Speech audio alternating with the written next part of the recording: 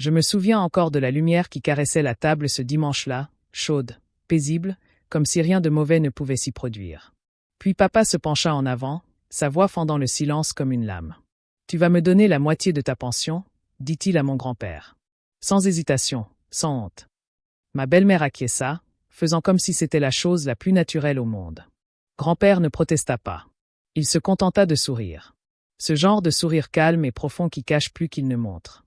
Puis il se leva lentement et délibérément et dit « Le plan commence maintenant ». Tout le monde rit, pensant qu'il en faisait des tonnes. Mais lorsqu'il partit, il y avait quelque chose dans son silence qui m'effraya. 3 semaines plus tard, cette même maison serait en ruine. La carrière de mon père brisée, et mon grand-père, cet homme discret qu'ils essayaient d'instrumentaliser, prouverait qu'il n'avait jamais été impuissant. Ce dimanche avait pourtant commencé comme tous les autres, lors d'un déjeuner en famille. L'odeur du poulet frit, la lumière du soleil filtrant à travers les rideaux. Grand-père était assis au bout de la table, calme et silencieux comme toujours. Mon père, Marc, était d'humeur sérieuse, parlant de factures, d'hypothèques et de la contribution de chacun. Je sentais la tension avant même qu'il ne parle. Sa voix baissa, devint plus posée. « Tu vis ici gratuitement, papa, » dit-il en coupant son steak. « La moitié de ta pension devrait couvrir le loyer. C'est la moindre des choses. » Ma fourchette m'échappa des mains. Je le regardais, attendant un rire, une plaisanterie, n'importe quoi. Mais il était sérieux. Ma belle-mère, Lisa, acquiesça sans même lever les yeux de son assiette. « Oui, Marc a raison. C'est tout simplement pratique. Vous avez des revenus.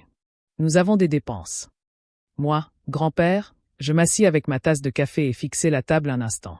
Puis il leva les yeux, le regard fixe. « L'équité, » dit-il doucement. C'est un mot que les gens utilisent quand ils ont déjà décidé d'être injustes. Un silence de mort s'installa. Personne ne dit un mot. Pas même mon petit frère Josh. « Arrête de marcher. » Le visage de papa se crispa. On essaie juste de trouver un équilibre. « Ne réagis pas sous le coup de l'émotion, » murmura-t-il. Grand-père ne répondit pas. Il esquissa un sourire qui signifiait qu'il en avait fini avec la conversation. Il se leva lentement, repoussa sa chaise et ajusta la manche de sa vieille chemise de flanelle. « Bon appétit, » dit-il doucement. « Je crois que j'ai perdu l'appétit. » Lisa soupirat hytralamentet murmura, telament sensible. Tandis que grand-père passait devant moi, je lui pris la main un instant. Sa paume était chaude mais ferme. Il se pencha vers moi et murmura, assez fort pour que je l'entende. « Tu verras bientôt, Emma. » Les gens oublient le silence, écoute. Ce soir-là, pendant que les autres regardaient la télévision, je vis grand-père assis dans le jardin, le regard perdu dans les érables qui se balançaient sous la lumière déclinante. Un petit carnet reposait sur ses genoux, ses pages couvertes d'une écriture si soignée qu'elle semblait imprimée. Je demandai doucement. « Ça va ?» Il sourit sans lever les yeux. « Mieux que depuis des années, » dit-il. « Parfois, la tempête ne vient pas pour te détruire, Emma. Elle vient juste pour révéler qui a bâti sa maison, pas vrai ? » Je ne comprenais pas ce qu'il voulait dire. Pas encore. Mais ce dîner, cet instant précis, a mis à nu les failles de notre famille. Et une fois apparues, elles n'ont cessé de s'étendre. 3 jours passèrent après ce déjeuner, et la maison semblait différente. L'atmosphère était plus lourde, les conversations plus brèves. Mon père évitait grand-père au petit déjeuner, et Lisa se mit soudain à verrouiller certains placards de la cuisine en marmonnant à propos du rangement. Grand-père ne réagissait pas. Il passait le plus clair de son temps à l'étage, silencieux, à lire dans sa chambre ou à flâner dans le jardin avec le même calme mystérieux. Un après-midi, alors que je cherchais un vieil album photo, je suis monté au grenier, un espace poussiéreux et en pente qui sentait toujours le cèdre et le thym. En déplaçant une pile de cartons, quelque chose attira mon attention. Une petite mallette marron cachée derrière une malle marquée Harper, 2010. La curiosité me piqua. Je l'ouvris. À l'intérieur, des piles de documents, d'épaisses enveloppes, des papiers timbrés, des photocopies de chèques.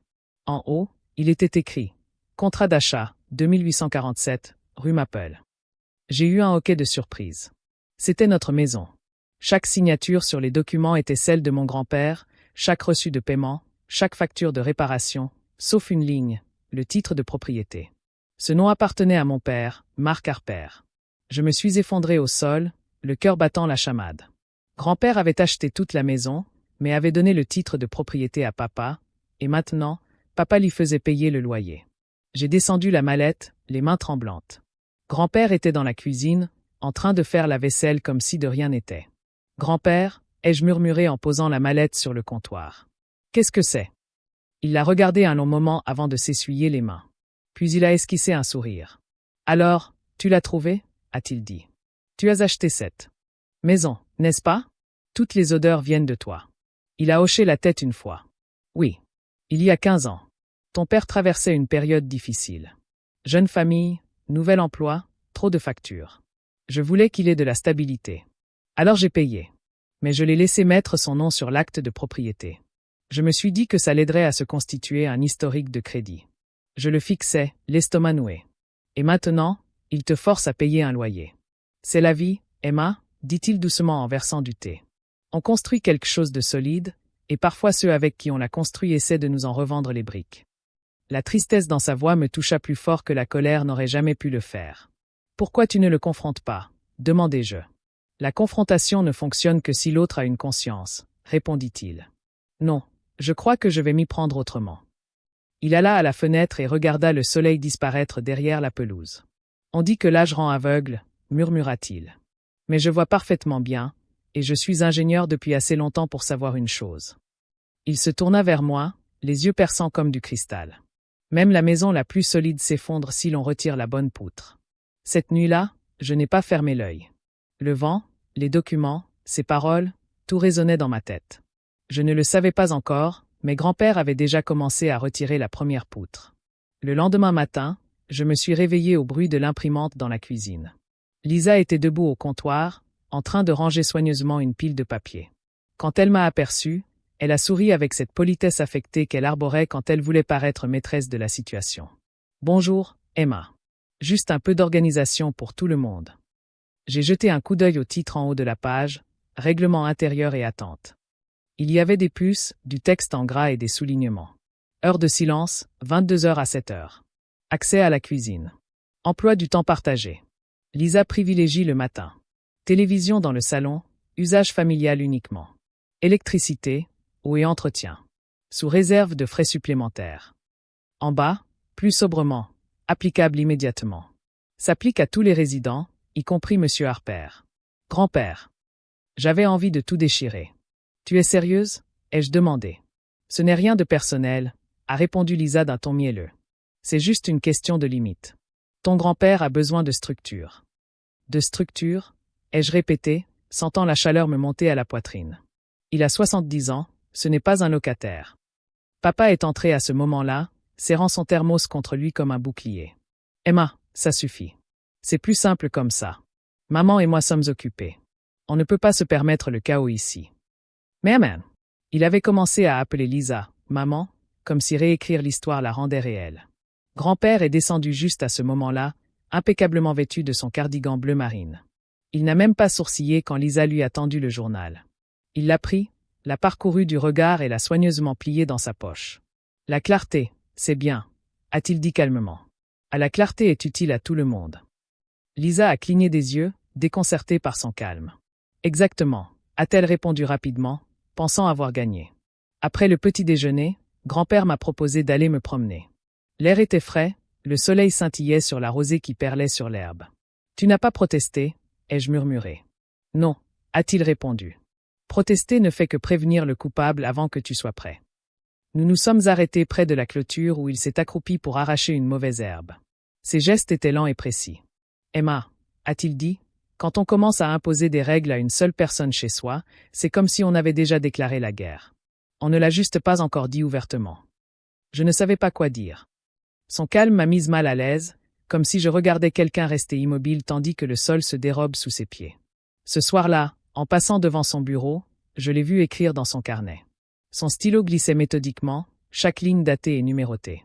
Dans la marge supérieure, il avait écrit un mot en lettres soignées et précises, preuve. Je suis resté là, figé dans le couloir, et j'ai compris que grand-père n'abandonnait pas. Il consignait les faits. C'est alors que j'ai compris que cette guerre ne serait pas silencieuse. 2 jours plus tard, grand-père m'a demandé de le conduire en ville. Il portait une chemise impeccable, ses cheveux gris soigneusement coiffés en arrière, sa mallette posée sur les genoux. Il ressemblait davantage à un homme sur le point de conclure une affaire qu'à un grand-père retraité acculé par sa propre famille. « Où allons-nous » ai-je demandé en démarrant. « Rencontrer un homme qui s'y connaît aussi bien en droit qu'en construction » a-t-il répondu. Quelqu'un qui sait que tout ce qui repose sur de mauvaises fondations finira par s'effondrer. À notre arrivée, une plaque de laiton poli apposée sur le bâtiment indiquait « James Morrison et associés, droit immobilier ». Entrée, l'avocat la saluait chaleureusement. À la cinquantaine, lunettes sur le nez, manches retroussées. « Monsieur Harper » a-t-il dit en serrant la main de grand-père. « Asseyez-vous, je vous prie. Expliquez-moi ce qui se passe. » Grand-père ouvrit sa mallette et en sortit un document après l'autre, le chèque de banque, le certificat de propriété, les factures d'entretien et le mot jaune. Pour l'avenir de mon fils. J'ai acheté la maison en 2010, commença-t-il.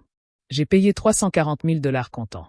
J'ai mis le titre de propriété au nom de mon fils pour l'aider à bien démarrer dans la vie. Maintenant, il me demande la moitié de ma pension en guise de loyer. James ajusta ses lunettes et parcourut chaque page du regard. Son expression se durcit à chaque ligne. Tu as tout financé, dit-il lentement. Tu as les reçus, le chèque, ton écriture. Cela fait de toi le véritable propriétaire. Alors, qu'est-ce que ça signifie? Demandai-je. Ça signifie, dit James en se penchant en avant, que nous pouvons demander ce qu'on appelle une fiducie constructive. Selon la loi de l'Oregon, si une personne paie pour un bien immobilier, mais qu'une autre en détient le titre de propriété, le tribunal peut reconnaître le véritable propriétaire, celui qui a fourni l'argent. Grand-père esquissa un sourire. Alors, il est temps que le tribunal se souvienne de moi. James acquiesça. Il faut rassembler tous les documents, justificatifs de paiement, d'entretien, de communication. Plus ce sera précis, plus votre dossier sera solide. Une fois le dossier déposé, la signification sera effectuée sous 48 heures. Grand-père sortit son portefeuille et rédigea sur le champ un chèque de 8 000 $. Sa main ne tremblait même pas. Commençons, dit-il. En rentrant, l'odeur du dîner flottait à nouveau dans l'air, au-dessus du poulet frit, une odeur presque moqueuse et familière. Lisa était assise à table, tapant sur son ordinateur portable. Papa feuilletait des papiers. « Tu es en retard », dit-il sèchement. « Juste des courses », répondit grand-père. Lisa fit glisser une feuille de papier sur la table. « Comme tu n'as pas confirmé le loyer, nous l'avons ajusté à 1500 $.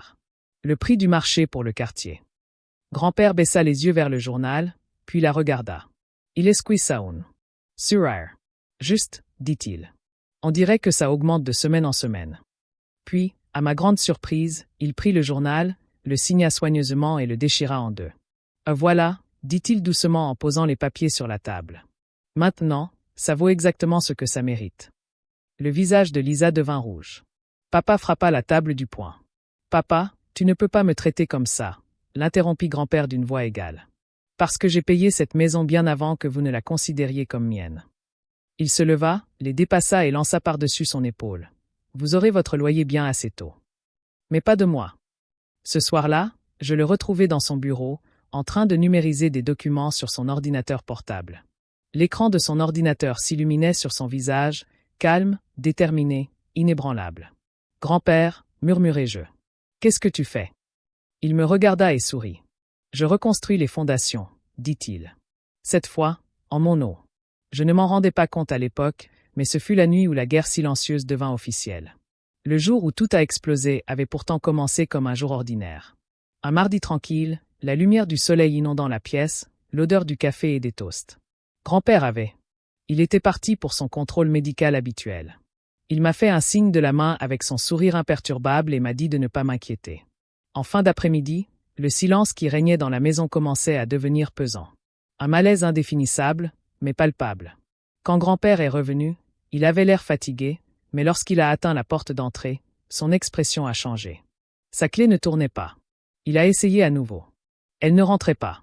Il a froncé les sourcils, a testé la serrure une dernière fois, puis a levé les yeux. Un verrou en laiton flambant neuf brillait au soleil. Papa a entrouvert la porte, bloquant l'entrée. Lisa se tenait derrière lui, les bras croisés. « Qu'est-ce que c'est que ça ?» a demandé grand-père d'une voix calme, mais le visage sévère. « Une limite, » a dit papa. « Tu n'habites plus ici. »« Pardon. Vous nous avez poursuivis en justice, n'est-ce pas ?» a sifflé Lisa. « On est au courant pour l'avocat, les papiers. »« Arrête de faire semblant. » J'avais mal au ventre. « Papa. » Ai-je tenté, mais il m'a interrompu. « Reste à l'écart, Emma. C'est une affaire d'adulte. » Grand-père les regarda tous les deux comme un professeur face à des enfants indisciplinés. « Tu as changé les serrures de ta propre maison, papa, dit-il doucement. Te rends-tu compte de ce que tu as fait ? Tu as fait ton choix, dit papa froidement. Assume-le maintenant. Grand-père plongea la main dans la poche de sa veste, sortit son téléphone et appuya sur enregistrer. Sa voix était basse, posée, déterminée. Par respect pour le protocole, il déclara « Je m'appelle Sylvester Harper. Mon fils, Mark Harper, et sa femme, Lisa Harper, m'ont illégalement empêché d'accéder à mon domicile, situé au 2847, rue Maple. Ceci constitue une expulsion illégale en vertu de la loi sur la location en Oregon. » Le visage de Lisa pâlit. « Tu n'as pas le droit de nous enregistrer, » la réprimanda-t-elle. « Je viens de le faire, » répondit grand-père. « Merci de confirmer votre présence. » Il se tourna alors vers moi, son regard s'adoucissant pour la première fois de la journée. « Allez, ma chérie, » dit-il gentiment. « On ne va pas leur donner le spectacle qu'ils veulent. » Il s'éloigna sans se retourner. Le silence était assourdissant. Ce soir-là, il prit une chambre dans un petit motel près de l'autoroute. Le soleil se couchait sur un endroit qui sentait la javel et la pluie. Je lui apportai à manger et sa vieille veste. Il s'assit au bord du lit, une petite lampe projetant une lumière jaune sur les papiers devant lui. « Tu ne devrais pas être ici, » dit-il doucement en entrant. « Tu ne devrais pas être là, » répondis-je à nouveau. « Ils ont changé les serrures, grand-père. Ils ont volé ta maison. » Il sourit légèrement, gardant son calme. « Un non, M. Ils m'ont juste donné la dernière preuve dont j'avais besoin. » Il a tourné son téléphone vers moi. Il avait déjà tagué la vidéo « Expulsion illégale ». 16h12. Il croit que c'est du pouvoir, a-t-il dit. Mais c'est un aveu. 3 jours plus tard, papa et Lisa ont reçu une assignation. Juste avant midi, une épaisse enveloppe leur a été remise. Sylvester Harper contre Mark Harper et Lisa Harper. Requête en fiducie implicite et expulsion illégale. Les cris de Lisa ont résonné dans la maison. Il nous poursuit en justice. Il est devenu fou. A hurlé papa en jetant les papiers sur la table. Je les observais depuis le couloir, figés entre honte et fierté. La guerre de grand-père avait officiellement commencé, et il n'allait pas la perdre. Ce week-end-là, je suis allé rendre visite à grand-père. Il était assis au comptoir du motel, en train de ranger soigneusement des reçus dans des dossiers. Facture de motel, facture de restaurant, copie de correspondance juridique. « Pourquoi gardes-tu tout ça ?» ai-je demandé. « Des documents ?» a-t-il simplement répondu. « Ils devront payer pour chaque dollar qu'ils essaient de me prendre. » Il a levé les yeux vers moi. Alors, ses yeux brillaient d'une flamme silencieuse. « Emma, sais-tu ce qui arrive quand on bâtit sur un mensonge ?» Je secouai la tête. Le sol s'effondre. C'est inévitable. Il suffit de rester immobile assez longtemps pour le voir, dit-il en se tapotant la tempe. Ce soir-là, je suis rentré seul en voiture. De l'extérieur, par la fenêtre du salon, je voyais papa et Lisa se disputer. Elle agitait des papiers, lui faisait les 100 pas comme un animal pris au piège. Pour la première fois de ma vie, leur voix ne me faisait pas peur. J'avais peur d'eux parce que mon grand-père, cet homme tranquille qu'ils pensaient pouvoir coincer, venait de déclencher une tempête juridique à laquelle aucun d'eux ne pourrait survivre. Et au fond de moi, je compris quelque chose d'inquiétant. Ils n'avaient pas perdu le contrôle. Il le leur avait laissé faire pour voir comment il réagirait. Et maintenant, il allait tout reprendre. Le tribunal sentait le bois ciré et la tension. Ce matin-là, j'étais assise à côté de grand-père, serrant mon sac contre moi comme s'il pouvait arrêter mon cœur de battre la chamade. Le martèlement résonnait. Il paraissait calme, d'un calme presque irréel, dans son costume gris, une cravate simple et sa vieille mallette en cuir à ses pieds. Papa et Lisa arrivèrent avec 10 minutes de retard. Elle portait ses boucles d'oreilles en perles préférées, comme s'il s'agissait d'une invitation à un brunch et non d'une citation à comparaître. Papa ne nous regarda pas. La mâchoire serrée, les mains jointes sur les genoux. À l'entrée du juge, tout le monde se leva. Le marteau claqua comme un coup de tonnerre. Affaire numéro 20. 2 à 417. Harper contre Harper. Fiducie implicite et expulsion illégale. Entendre mon nom de famille répété des deux côtés de la salle d'audience me donnait envie de disparaître. James Morrison se leva et présenta la première pièce à conviction. L'image agrandie d'un chèque de banque, 340 $1000, daté de mars 2010. « Votre honneur, dit-il clairement. Ce chèque provient du compte personnel de M. Harper. Il a acheté la propriété comptant. Sans hypothèque, sans prêt, chaque reçu, chaque réparation, chaque amélioration depuis lors a été payée par lui. Il sortit. Le dossier de reçu. Rénovation de la toiture, modernisation de la chaudière, taxes foncières, tout au nom de grand-père. » Lisa se pencha pour murmurer quelque chose à son père, mais le juge l'interrompit brusquement. « Madame Harper, vous garderez le silence jusqu'à ce que vous soyez mise en examen, poursuivit James d'un ton sec et maîtrisé. Or, les accusés ont exigé que M. Harper paie $1 200 de loyer, puis 1 500 cents, pour vivre dans un logement qu'il avait entièrement financé. Ce n'est pas de la générosité familiale. C'est de l'exploitation financière. L'avocat de papa, un homme en costume mal ajusté, se leva et s'éclaircit la gorge. Votre honneur, il s'agissait clairement d'un don. Monsieur Harper a cédé la propriété de son plein gré. Mes clients s'occupent de lui depuis des années.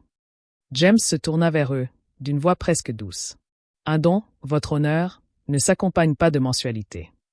Un rire discret parcourut la salle. Même les lèvres du juge esquissèrent un sourire avant qu'elle ne se penche en avant. Monsieur Harper, le fils, dit-elle en se tournant directement vers mon père. Avez-vous contribué financièrement à l'achat initial de cette propriété? Papa hésita. Pas exactement, mais c'était oui ou non, monsieur Harper, dit-il en avalant sa salive. Non, votre honneur. Et vous ou votre femme avez-vous payé les impôts fonciers, l'entretien ou les rénovations au cours des 15 dernières années? Non, admit-il doucement. Lisa lui lança un regard perçant, si tranchant qu'il aurait pu couper du verre. Le juge prit note. Continuez. Puis James appela le médecin légiste, un homme aux cheveux argentés et à l'autorité tranquille. Il expliqua comment chaque transaction avait été tracée, chaque dépôt vérifié. Selon son expertise, dit-il, 100% des fonds utilisés pour les achats et l'entretien provenaient des comptes de M. Harper. Aucune contribution financière des accusés n'a été identifiée. C'était clinique, précis et accablant. Lorsque Patricia Henderson, la voisine, témoigna, sa voix tremblait, mais elle ne se brisa jamais.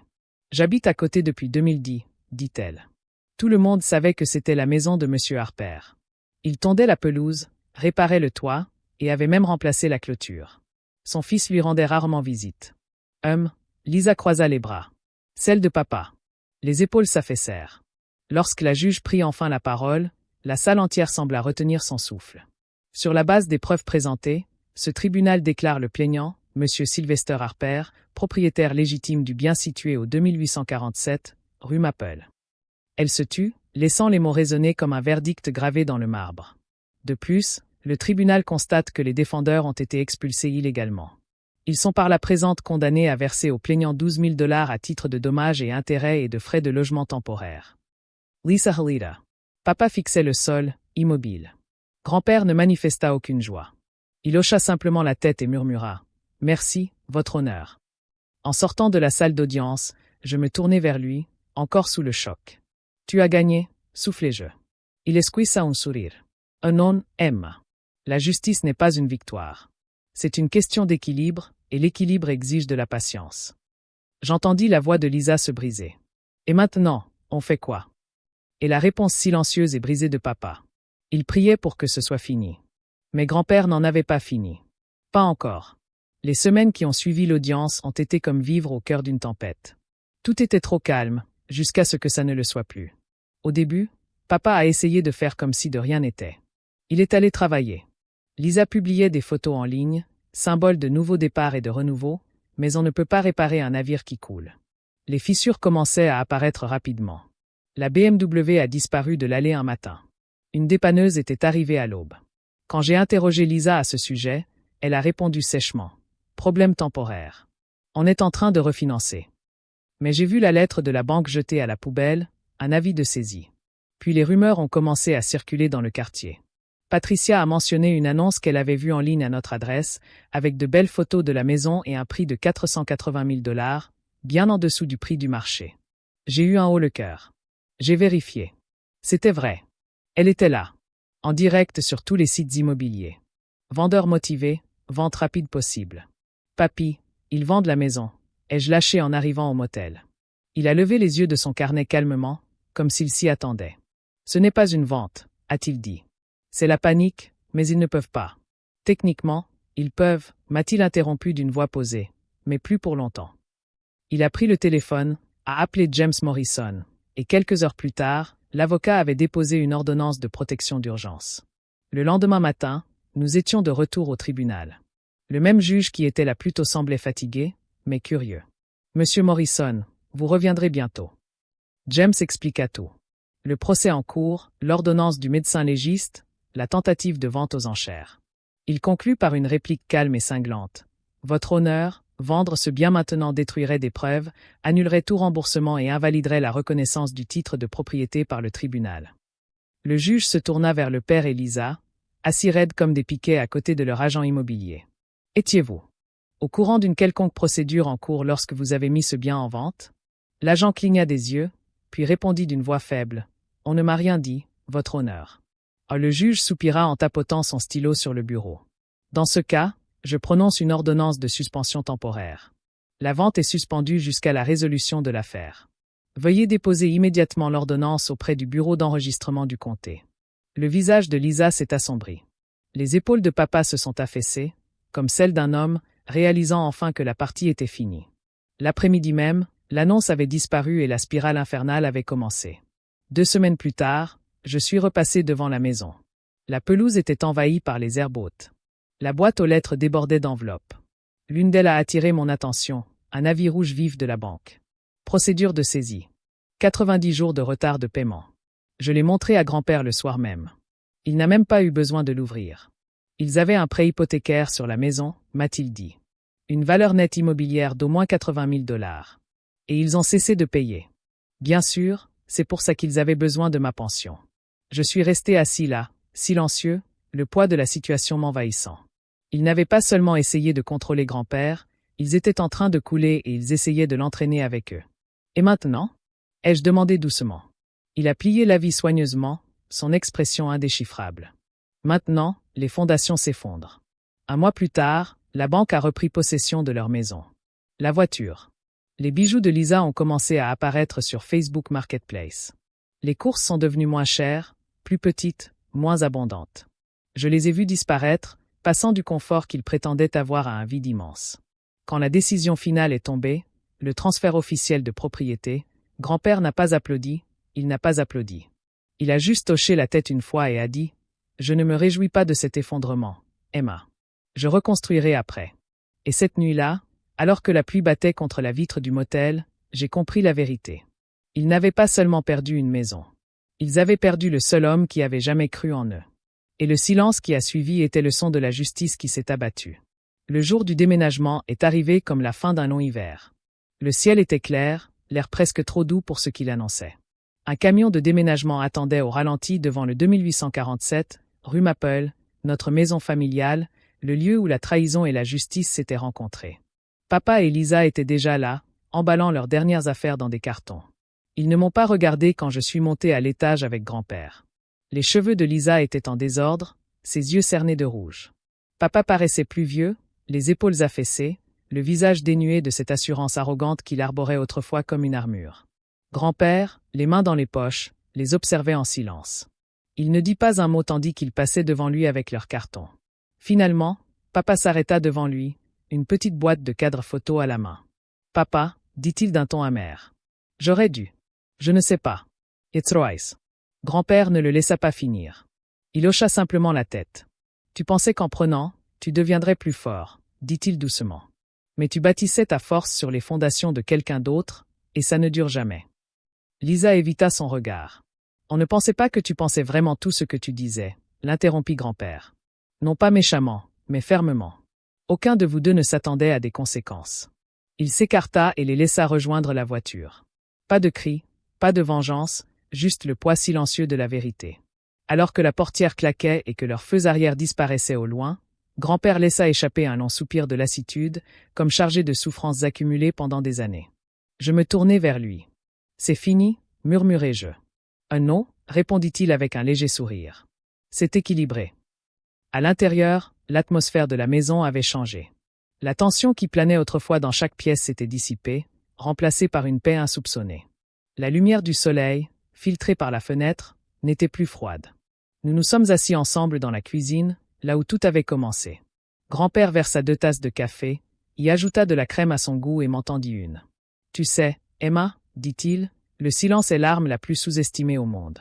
On croit que c'est un aveu de reddition, mais c'est simplement une préparation. » J'esquissai un sourire malgré la boule dans ma gorge. « Tu n'as jamais perdu le contrôle, n'est-ce pas ?» Il laissa échapper un petit rire. J'ai cessé de faire semblant de ne pas l'avoir. Dehors, les érables se balançaient sous le vent. Pour la première fois depuis des mois, la maison n'était plus un champ de bataille. C'était redevenu un foyer. Je sirotais mon café en regardant grand-père se laisser aller dans son fauteuil, enfin en paix. La justice n'était pas venue dans le bruit ni dans la vengeance. Elle était arrivée silencieusement, comme le lever du soleil après une longue nuit, à restaurer non seulement une maison, mais aussi la dignité qu'il pensait lui avoir volée. Et cette fois, le silence n'était pas la guerre. C'était la victoire.